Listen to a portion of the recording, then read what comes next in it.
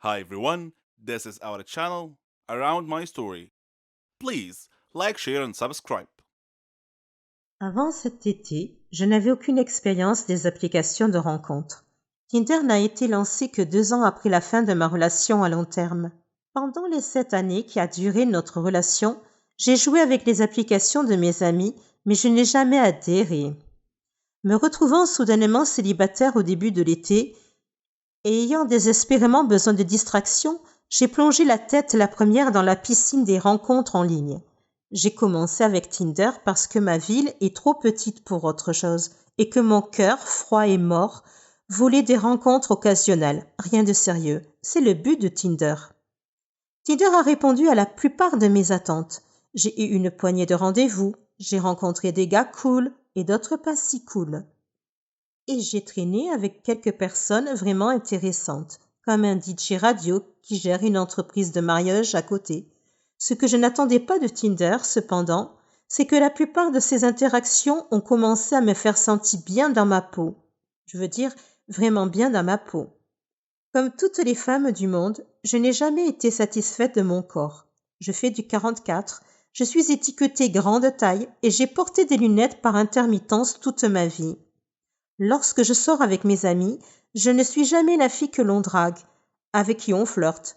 Depuis que j'ai atteint la puberté et que j'ai pris conscience de la différence entre ce qui est attirant et ce qui ne l'est pas, j'ai toujours pensé que je jouais le rôle de la grosse amie, qui se contente de rester assise et de sourire.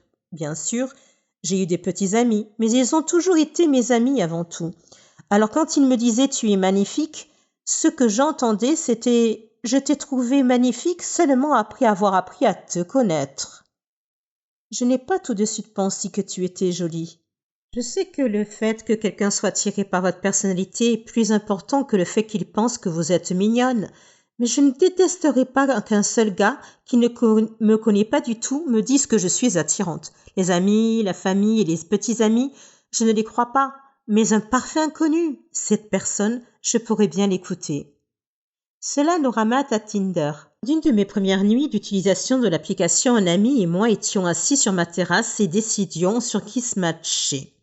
À chaque fois que nous disions « cela se match », nous rions et regardions un peu plus les profils des gars. Après la 3e correspondance, j'ai dit « ces types me jugent juste sur mon apparence, non ?» Mon ami a hoché la tête. « Donc ils ne font que se matcher parce qu'ils me trouvent mignonne ? Ou est-ce qu'ils swappent toutes les filles ?» Nous en avons conclu qu'il était évident que certains des gars swipaient sur chaque fille, mais que les chances que chaque gars fasse ça étaient minces. On a glissé un peu plus. Quand j'ai commencé à correspondre avec des gars qui étaient classiquement beaux, eh bien, je ne vais pas mentir, c'était vraiment bien. Un mec sexy me trouve vraiment attirante ? Quoi ? Non. Comment c'est possible ? Puis les messages ont commencé. Certains sont allés droit au but en disant « Tu es vraiment jolie ». D'autres ont d'abord engagé la conversation avant de faire des compliments ici et là. Je sais que c'est ainsi que les gens fonctionnent sur Tinder, mais gardez à l'esprit que je ne suis pas du tout habituée à cela. Ce n'est que lorsque j'ai commencé à rencontrer ces gars que je me suis demandé « Est-ce que Tinder peut booster l'estime de soi ?» 2 gars m'ont demandé comment une personne aussi jolie que moi était encore célibataire. J'ai eu un rendez-vous avec un gars qui m'a dit en espagnol que j'étais belle. Un autre gars que j'avais rencontré plusieurs fois m'a demandé « Tu cherches quelque chose de sérieux ?» J'ai répondu en riant comme une folle. Ce n'est pas la question qui m'a surprise. C'est le fait qu'elle vienne d'un type incroyablement séduisant et en pleine forme. Parce que oui, je suis superficielle et je ne passe à côté que sur les types que je trouve physiquement séduisants. Quand j'ai fini de rire, j'ai dit quelque chose de maladroit comme « Oh, peut-être, je veux dire, je ne suis pas contre ». Mon esprit cependant disait « Tu es sérieuse ? Tu t'es vue ? Tu m'as vue ?» En fait, je n'étais pas séduisante, mais je savais simplement comment bien m'habiller. Je me suis retirée dans ma coquille malsaine. Peu de temps après ce type, j'ai traîné avec un étudiant en médecine gentil et ringard qui était en ville pour les vacances. On s'entendait bien. Le lendemain, lorsque nous nous sommes retrouvés, il semblait choqué que je sois sortie une 2e fois avec lui. Il n'arrêtait pas de répéter « Tu es si belle !» Je n'ai jamais l'occasion de faire des choses comme ça. Je ne sais pas comment répondre au compliment. Mad Boy a secoué la tête.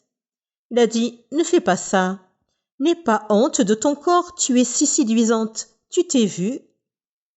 Tu es magnifique. » Quelque chose chez ce type a fait que mes pensées habituelles de haine de soi ont commencé à perdre prise.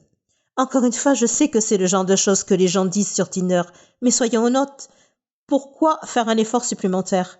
À moins que parce que c'est vrai.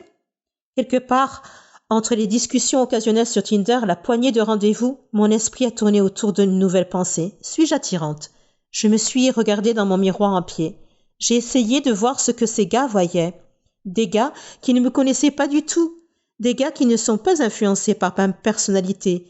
Et des gars qui n'ont aucune raison réelle de me complimenter, parce que je ne recherche pas une relation de sitôt. Tout à coup, je commence à le voir. Là où je voyais des bosses disgracieuses et un ventre que je rentrais avant d'éteindre la lumière, je vois maintenant un corps sain, bien dessiné et, osons le dire, mince. Mes amis, ma famille et mes petits amis m'ont toujours dit que j'étais séduisante. Mais ce n'est que lorsque ces inconnus ont commencé à le répéter encore et encore que j'ai commencé à l'entendre. Alors, qu'est-ce qui booste l'estime de soi? Tinder ou les simples rencontres? Ou est-ce qu'ils fonctionnent l'un avec l'autre? Parce que sans Tinder, je ne sortirais probablement pas du tout. Sur le plan romantique, j'ai tendance à ne pas me mettre en avant. En général, je n'ose pas aborder un homme et essayer de flirter avec lui par peur d'être rejetée. Avec Tinder, cependant, le simple fait de correspondre avec quelqu'un semble atténuer la peur du rejet. Que vous ayez trouvé une personne parce qu'elle est vraiment intéressée ou parce qu'elle a dit oui à tout le monde? Le fait de voir le message, c'est une correspondance, atténue un peu la tension qui accompagne les rencontres. Que ce soit grâce à Tinder ou non, ces derniers mois, j'ai découvert une nouvelle confiance en moi. Quand quelqu'un me complimente, je lui dis merci au lieu de répondre par une blague sur la haine de soi. Lorsque je rencontre quelqu'un pour la première fois, je m'efforce d'être aussi bavarde et sarcastique que d'habitude, au lieu d'être timide et silencieuse. J'ai flirté avec des hommes et j'ai même donné mon numéro à un musicien au hasard. Pour une fois dans ma vie, j'ai l'impression d'être quelqu'un qui vaut la peine d'être fréquenté, plutôt que de craindre que ma moitié soit trop bien pour moi. Est-ce que Tinder m'a donné cette confiance en moi? Ou est-ce que je deviens simplement plus vieille ou sage? Je n'en suis pas sûre, mais ce que je sais, c'est que je ne vais pas arrêter les rencontres en ligne de sitôt. À l'âge de 15 ans, je m'occupais de ma mère malade, de mon père alcoolique et de mon jeune frère. Je travaillais dans une pizzeria pour que ma famille ait de quoi manger. Ma mère souffrait d'une maladie mentale. Ses hallucinations étaient effrayantes. Parfois, elle détruisait des choses dans la maison. Mon père se rendait physiquement malade en buvant trop. Il était souvent en retard au travail et sa vue se détériorait. Je devais m'occuper de mon frère de 6 ans.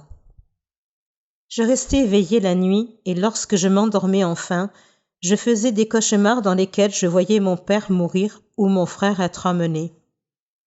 Pour faire face au stress, j'ai commencé à faire des choses comme mon père à l'automne de ma première année de lycée. Cela a détendu tous les muscles de mon corps. J'ai bien accueilli l'engourdissement, mais mon père n'en a pas fait une bonne image.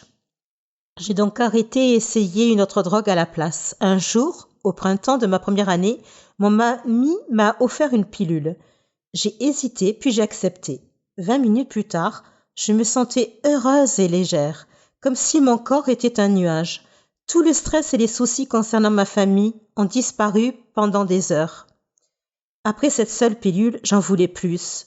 Mon ami connaissait un dealer, alors je lui donnais l'argent et il m'en donnait plus. Ces pilules n'étaient pas bon marché et mon salaire de la pizzeria n'était pas suffisant. J'ai demandé à mon ami « Tu connais quelqu'un qui pourrait me trouver un meilleur emploi ou autre chose ?» Il m'a répondu « Pas